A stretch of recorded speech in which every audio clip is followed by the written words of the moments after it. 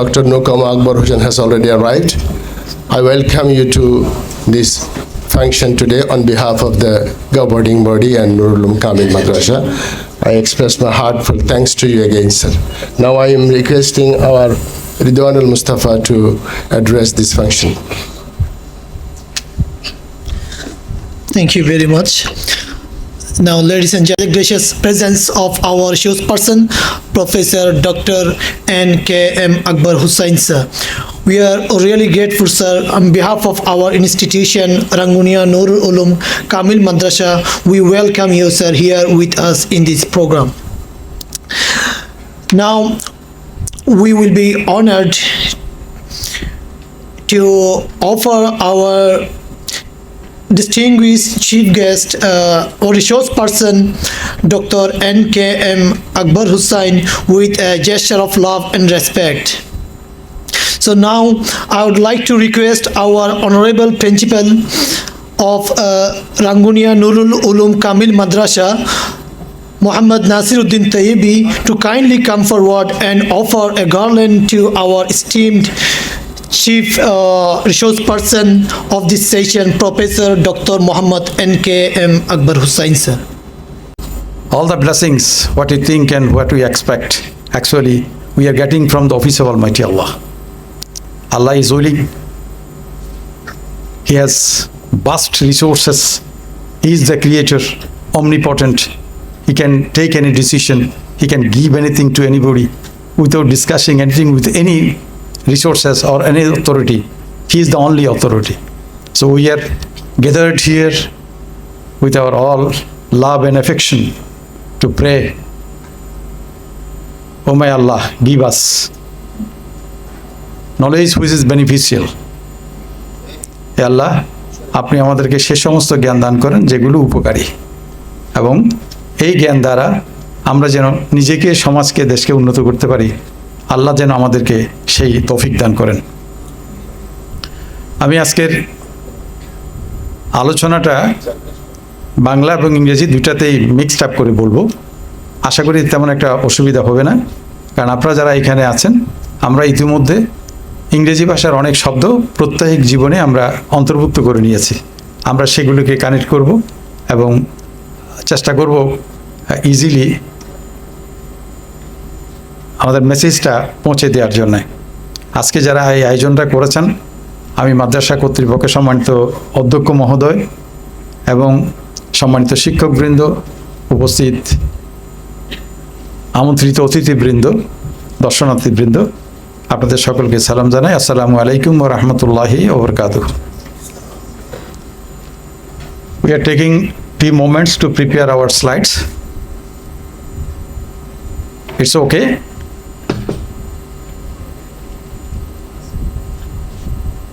Dear participants, we are in a world where so many undesirable, unexpected occurrences we are observing every day, but we can't do anything. As simply we can take an example from the issues in Gaza. What is going on there, we have already understood it.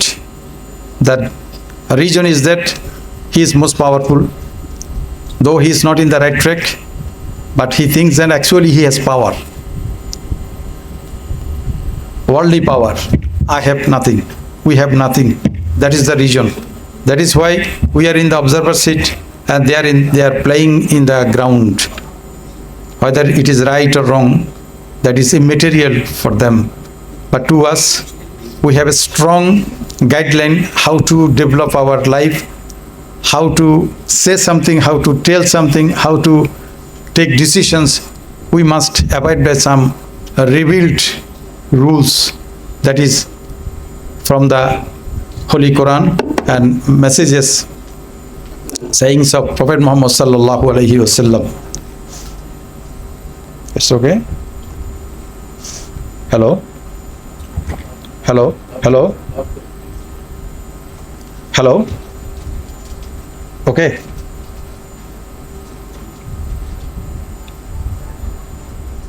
Muslim sisters, not brothers, Muslim sisters. but an astonishing information.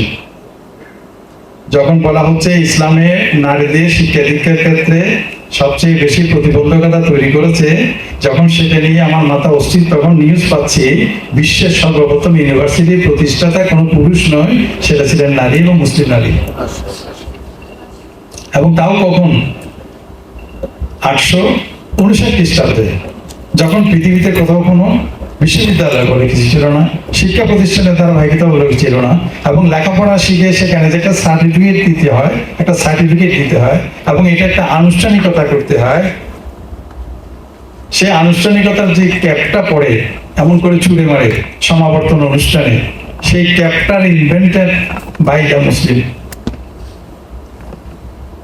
এবং certificate যে একটা দিতে হয়, লেখাপড়া শেষ হয়েছে আমি বুঝবো কখন হয়ে গেছে। তাহলে শিক্ষা দীক্ষা যে শেষ হলো, সেটা একটা শেষ হওয়া দরকার, সেটা একটা চিহ্নিত থাকা দরকার, সেটা একটা রেকর্ড থাকা দরকার। That was also invented by the Muslim philosophers and scientist and educators. চিকিৎসা বিজ্ঞানের ক্ষেত্রেও একই কথা। এইরকম অজস্র বিষয় আছে যেগুলো আমাদের জন্য অত্যন্ত এনকারেজিং, অত্যন্ত এক্সাইটিং, ইনস্পায়ারিং, কিন্তু সেগুলো মাটির নিচে ধামাচাপা পড়ে গেছে। আমরা আজকে ওই বিষয়গুলো নিয়ে কিছু কিছু আলোকপাত করব। What problem we have at this present moment, we are lag behind, কেন আমরা পেছনে চলে গেছি। That should be understood first. এই জিনিসটা আমাদের বোঝা দরকার যে আমরা কেন পেছনে চলে গেছি। যদি আমরা বুঝতে পারি এই কারণে আমরা পেছনে পড়ে গেছি, আমরা আগে ছিলাম, তাহলে আমাদের একটা পজিটিভ দিক হলো, আমার দাদা লেখাপড়া করেছে, এটা যখন আমি জানবো, আমি প্রথম একটা সাহস পাবো যে আমার পক্ষে লেখাপড়া সম্ভব, কারণ আমার পরিবারে ইতিহাস আছে। যার ইতিহাস নাই সে 10 বার চিন্তা করবে। আমরা যারা মুসলিম এবং বিশেষ করে শিক্ষার মধ্যে আছি, আমাদের সুবিধা হলো আমাদের ফোর ফাদার্স, ওনারা এককালে পৃথিবী কাঁপিয়েছেন। ওই খবর আমাদের কিছু আছে, কিছু নাই, কিন্তু পৃথিবী পুরোটা ওনাদের হাতে ছিল। আজকে যেমন ইউরোপ আমেরিকার হাতে, সেরকম করে সবকিছু মুসলমানদের হাতে ছিল। সেই ইনফরমেশন যখন জানবো, স্বাভাবিকভাবে আমার কাছে মনে হবে আমি যদি আবার নিজেকে তৈরি করি, বিশ্বের নেতৃত্ব দিতে চাই, তাহলে সেক্ষেত্রে আমাকে বলতে হবে না আমার ফ্যামিলির মধ্যে আমি একজন মাত্র লেখাপড়া করেছি। আমি বলতে পারবো যে আমার 14 গোষ্ঠী পর্যন্ত লেখাপড়া করে আসছে, আমি ভুলে করতে পারিনি আর কি। Let us start from here. চলেন আমরা this point to forward, let us start our journey with new hope, new dream.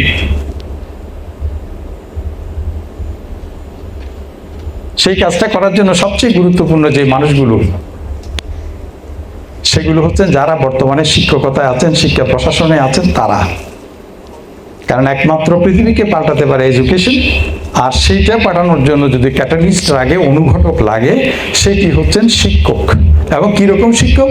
Complete শিক্ষক, স্ট্রং শিক্ষক, having strong foundation in his own subject, and he knows everything from one thing and everything from one thing, something from everything, everything from one thing and something from everything. এটা হচ্ছে বর্তমানের কথা। কিন্তু interesting fact হচ্ছে, মুসলিম সভ্যতায় যে সমস্ত মহাজ্ঞানীরা ছিলেন, ওনারা জানতেন everything from everything, everything from everything. এখন বলা হচ্ছে everything from one thing, something from everything, আর ওনারা জানতেন এভরিথিং ফ্রম এভরিথিং। ওই সময়ের জ্ঞানের যা ছিল, এই জন্য ওদেরকে পলিম্যাথ বলা হতো, পলিম্যাথ, সর্ববিষয়ে জ্ঞানী। যে বিষয়ে যেটাই জিজ্ঞেস করা হয় সেটাতেই মনে হয় উনি সেরা। অথচ ইউরোপ আমেরিকায় সেটা সংখ্যা ছিল হাতে গোনা মাত্র, হাতে গোনা মাত্র ছিল। স্লাইডটা প্লিজ। ও আচ্ছা আচ্ছা, ওকে, নো প্রবলেম। তো আমরা ওই দিকটা সম্পর্কে বলি যে আমাদের প্রথমে আমি স্লাইডে যেটা বলতে চেয়েছিলাম সেটা হলো আমাদের মাদ্রাসা এডুকেশন সম্পর্কে। আমরা 2-4টা প্রায় 70 লাখের মতো স্টুডেন্ট এর সাথে জড়িত, 35,000-এর মতো মাদ্রাসা আছে বাংলাদেশে। এবং এই মাদ্রাসা এডুকেশনের মধ্যে প্রথম যে লিমিটেশনটা দেখা গেছে যে মাদ্রাসা এডুকেশনের পরে, যেহেতু এই মুহূর্তে we are responsible for all the activities we are doing in this domain, এই মাদ্রাসা শিক্ষার ক্ষেত্রে যদি কোনো সাফল্য আসে সেটারও অংশীদারও আপনি, আর যদি কোনো ব্যর্থতা থাকে সেটারও অংশীদারও আপনি, যারা জড়িত আছেন। তাহলে এই মাদ্রাসা এডুকেশনের বর্তমান অবস্থা ভালো করে আগে পর্যালোচনা করা দরকার, সমস্যাটা কোথায় হয়েছে। কারণ রোগ যদি ভালো করে চিহ্নিত করা না যায় তাহলে তাকে সুস্থ করা সম্ভব হয় না। আর যে কোনো জিনিস যদি সুস্থ করতে হয় তাহলে প্রথম স্বীকার করতে হবে আই হ্যাভ সাম মিস্টেকস, আমার মধ্যে কিছু ভুল আছে। যিনি মনে করবেন আমার মধ্যে কোনো ভুল নাই, আমি অসুস্থ নই, তাকে ধরে বেঁধেও ডাক্তারের কাছে নেওয়া যাবে না। নিয়ে গেলেও ডাক্তারের সাথে যুদ্ধ করবে, বলবে যে আমি তো অসুস্থ না, আপনি আমাকে কেন চিকিৎসা করছেন। তাহলে প্রথম কথা হলো আমার মধ্যে যে কোনো ত্রুটি আছে, লিমিটেশন আছে কিনা, সেই জিনিসগুলো আমাকে নিশ্চিত হতে হবে এবং স্বীকার করতে হবে যে আই হ্যাভ সাম লিমিটেশনস, আমি অসুস্থ ফিল করছি, আমি শক্তি পাচ্ছি না, আমার ঝিমুনি আসে, আমার ঘুম আসে না, খাওয়া ঠিকভাবে হজম করতে পারি না। আমি এগুলো লিখলাম, লিখের পরে ডাক্তারের কাছে গিয়ে একটা একটা করে বলবো এবং উনি আমাকে উপায় খুঁজে দেবেন এবং আমি এটা ফলো করব। তাহলে সেই ক্ষেত্রে আমার মধ্যে যে সংকট আছে, সংকট থেকে আমি উত্তরণের পথ খুঁজে পাবো। তাহলে আমরা দেখি আমার মধ্যে কি সংকট আছে। প্রথমে আমি যে বুঝতে পারবো, যে কোনো দোকানদার বুঝতে পারবে তিনি ভালো করছেন কিনা যখন ক্যাশ মিলাবেন। বিকেলবেলা দেখা গেল যে উনার আজকে 10,000 টাকা বিক্রির কথা ছিল, উনি 2,000 টাকা বিক্রি করেছেন, তাহলে ওনার ব্যবসা ভালো হচ্ছে না। আবার দেখা গেল পরের দিন সকালবেলা 10 জন গতকাল যেই বাজার নিয়ে গিয়েছিল কাপড় নিয়ে 5 জন ফেরত দিয়েছে যে আপনার কাপড় ভালো না, এগুলো ফেরত দেন, টাকা ফেরত দেন, আরও খারাপ অবস্থা। তাহলে আমাকে জানতে হবে যে আমার প্রবলেমগুলো কোন জায়গায় আছে এবং এই কোন জায়গায় আছে এই জিনিসটা জানার জন্য আমাকে ক্রিটিক্যালি অ্যানালাইজ করতে হবে, যুক্তিসঙ্গতভাবে, নট উইথ ইমোশনস, যুক্তিসঙ্গতভাবে আমাকে দেখতে হবে যে সমস্যাটা কোন জায়গায় আছে। তখন আমি দেখলাম যে এখানে কি সমস্যা। আমরা মোটা তাকে যদি 2-1টা সমস্যার কথা বলি, প্রথম কথা বলি, আপনার মাদ্রাসায় আপনি সারা বছরে ধরেন 2000 স্টুডেন্ট বের করেন, 2000 স্টুডেন্ট বের, 500 স্টুডেন্ট বের করে ধরলাম, 500 অথবা 100 স্টুডেন্ট ধরলাম হিসাবে সহজের জন্য। এই 100 স্টুডেন্টকে যখন বের হলো, এটাই আপনার প্রোডাক্ট, এটাই আপনার ক্রেডিট, এটাই আপনার সাকসেস, এটাই আপনার প্রফিট, বেনিফিট, এটাই আপনার cause of honour and respect in the society. সমাজে আপনাকে দেখলে যে দাঁড়িয়ে যাচ্ছে, গাড়িতে সিট ছেড়ে দিচ্ছে, আপনাকে চেয়ার এনে দিচ্ছে, due to your contribution in the society, because you have contributed a lot to change the society through disseminating quality education. এই জন্যই আপনার সম্মানটা আছে। তাহলে আমি যখন দেখলাম আমার 100 স্টুডেন্ট বের হলো, এখন কথা হলো আপনি 100 স্টুডেন্ট বের হলো মানে আপনার ইন্ডাস্ট্রিতে আপনি 100টা প্রোডাক্ট তৈরি করেছেন, এই প্রোডাক্ট বাজারে বিক্রি করতে হবে না। এখন বাজারে গিয়ে দেখা গেল 20টা প্রোডাক্ট বিক্রি হয়েছে, 80টা রয়ে গেছে, 80টা রয়ে গেছে। এই 80টা যে জিনিসগুলো, যেই কাপড়টা বা যেই প্রোডাক্ট আপনি বানিয়েছিলেন যেই কাজের জন্য, সেই কাজে এই জিনিস বিক্রি হয় নাই। তারপরে বাকিতেও দিয়ে দিলেন 30টা, আরও কিছু দিয়ে, তারপরে তো রয়ে যাচ্ছে। আগামী বছর আবার প্রোডাকশন চলতেছে না, আর কি আরেকটা ইয়ার বের হবে না। তাহলে ক্রমাগতভাবে আনসোল্ড গোডাউনের মধ্যে অনেক প্রোডাক্ট জমে গেছে। আবার সব কিছুর একটা টেনিউর আছে, টাইম আছে, এক্সপায়ারি ডেট আছে। লেখাপড়া আজকে পাস করেছে, 2 বছর পরে যখন চাকরিতে ঢুকবে সে তো সব ভুলে গেছে, তার ইন্সপিরেশন চলে গেছে, হোপ চলে গেছে, কলাপসড হয়ে গেছে, স্ম্যাশড হয়ে গেছে। চারদিকে সবাই জিজ্ঞেস করছে, গিরে তুই চাকরি পাস নাই কেন? তাহলে এই যে ছেলেটা, তার একটা কর্মের মধ্যে তাকে প্রবেশ করা দরকার ছিল এবং নলেজটা তাকে ওয়ার্ল্ডলি কিছু রিটার্ন দিতে হবে, নাহলে চলবে কিভাবে? দুপুরে খেতে হবে, রাতে তো খেতে হবে। মানুষ না খেয়ে তো আর 1 মাস 2 মাস চলতে পারে না, তার ফ্যামিলি আছে, তাকে পরিপূর্ণ মানুষের জীবনযাপন করতে হবে। তাহলে ওই জায়গায় দিতে গেলে আমার প্রোডাক্টটা যখন সে এখান থেকে এত কষ্ট করে 10টা বছর আপনাকে দিয়েছে, 10টা বছর দেওয়ার পর যখন সে গাছে উঠা শিখলো না, সে এতদিন আমি করলাম কি? What I have done? কি শিখেলাম তাকে? সে যখন পাশ করে যাওয়ার পরে ভালো একটা জায়গায় তাকে বসাতে পারবে, তখনই তো আমার এইটা তখন জিজ্ঞেস করবে, এই ছেলে কোত্থেকে পাস করছে? নটরডেম থেকে পাস করছে, কেন আমরা পড়ি? বুয়েট থেকে পাস করছে, কেন আমরা পড়ি? তার কারণ হচ্ছে they are getting opportunities available in the society as because they have learned something with confidence. Now they are confident enough to contribute and rendering services for the benefit of the society, কিন্তু আমরা এটা তো তৈরি করতে পারি নাই। তাহলে আমি কিভাবে দাবি করতে পারি আমার এই বিল্ডিং, আমার এই যে সারা বছরের কর্মকাণ্ড, এগুলো যে ভালোভাবে আমি রূপান্তর করতে পেরেছি সমাজের জন্য, এটা বলতে পারি নাই। কারণ একটাই উদ্দেশ্য একটা শিক্ষা প্রতিষ্ঠানের, সেটা হলো আমরা সবাই মিলে আসলে কিছু মানুষকে এমনভাবে তৈরি করি যেগুলো most reliable, authentic, honest, contributing citizen for the society, এটাই আমরা তৈরি করি। এটা আমাদের আংটার মতো, মশলার মতো, মূল জিনিস না। মূল জিনিসকে, মূল জিনিস হচ্ছে teacher. Teacher teacher teacher he is the most critical, most authentic person in the campus who can change the mind of his thousands of students through his deliberation, lecture, behavior, habit, character, but not. That is why if we have a burning desire to change the institution, we have to change our teachers. Building রং না করলে কোনো অসুবিধা নেই। ইলিশ মাছ ভালো হলে বাজারে বিক্রি করতে হয় না, ওই বট গাছে বিক্রি করলে ওখান থেকে দৌড়ে নিয়ে চলে যাবে। আর যদি জিনিস খারাপ হয় তাহলে তাকে অনেক কিছু করে রং টং দিয়ে একেবারে আকর্ষণ করে চারিদিকে ডেকে ঢুকে কিছু কোম্পানি ডিসকাউন্ট দিয়ে নানান রকমের বিক্রি করতে হবে। যত ডিসকাউন্ট দিতে হবে মনে করবেন প্রোডাক্টের মধ্যে ওই জিনিসটা নাই, সেই জন্য বেশি দিতে হচ্ছে এদিকে আরেক দিকে। সো ইনস্টিটিউশন মানে কি? ইনস্টিটিউশন মানে হচ্ছে টিচার। যদি একজন টিচার থাকেন তাহলে তিনি নিজেই একটা মাদ্রাসা, এখানে আর কিছু লাগবে না, উনি নিজেই মাদ্রাসা। শুধু বলবো যে ওই স্যার যেখানে আছে সেখানে যাব, ওখানে পড়ায়। এত গুরুত্বপূর্ণ একজন শিক্ষক, একজন টিচার, অ্যাকচুয়ালি তিনি হচ্ছেন রোল মডেল সব কিছু দিয়ে। কারণ একজন শিক্ষক হলো 24 hours teacher. A teacher is actually a teacher for মাছ ধরে কীভাবে, রিক্সাওয়ালার সাথে চলে কীভাবে, সব সময় আপনাকে সব আপনার ছাত্ররা ফলো করতেছে। কারণ আপনার ছাত্রের কাছে আপনি hero, you are the king, আপনি রাজা, সুলতান, সম্রাট Suleiman, more than that, more than that. So we have some limitations actually. আমরা আমাদের প্রোডাক্ট চিন্তা করেন, আমাদের প্রোডাক্টগুলো আমরা বাজারে ছেড়েছি, কিন্তু আমরা কোনো খবর নিয়ে নেই তার কী অবস্থা। কেউ বলতেছে কেমন আছে, ভালো, কি করো? আমি কাপড়ের ব্যবসা করি। তুমি কি করো? আমি চালের ব্যবসা করি। তুমি কি করো? আমি বিদেশে চলে গেছি। আমি তো এই প্রোডাক্ট এই জন্য বানাই নেই,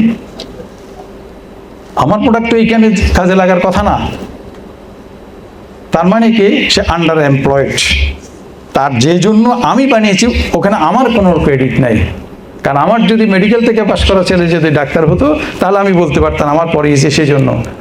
এখন সে ডাক্তার হয়েছে তো সেই প্রোডাক্ট তো আমি বানাই নাই, আমি তো এগ্রিকালচার ইউনিভার্সিটি টিচার।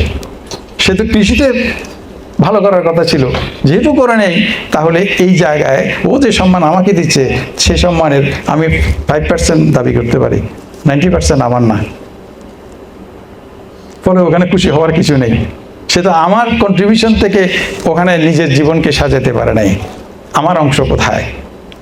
তাহলে ব্যর্থ কিন্তু আমি অ্যাজ এ টিচার। এটা সাইনবোর্ড দিয়ে বলবে না কেউ, নিজেকে উপলব্ধি করতে হবে যে এখানে আমার আসলে কোনো কন্ট্রিবিউশন নাই। তা আমার কন্ট্রিবিউশন নাই মানে আমি শেষ পর্যন্ত কী করলাম? সারাটা জীবন আমি বললাম এত কষ্ট করলাম, আমার কন্ট্রিবিউশন কিছু নাই, তাহলে পৃথিবীতে আমি কিছু করতে পারি নাই, কিছুই করতে পারি নাই। এই জায়গায় হচ্ছে আমাদের সংকট। তাহলে কি করব আমরা? Let us change ourself.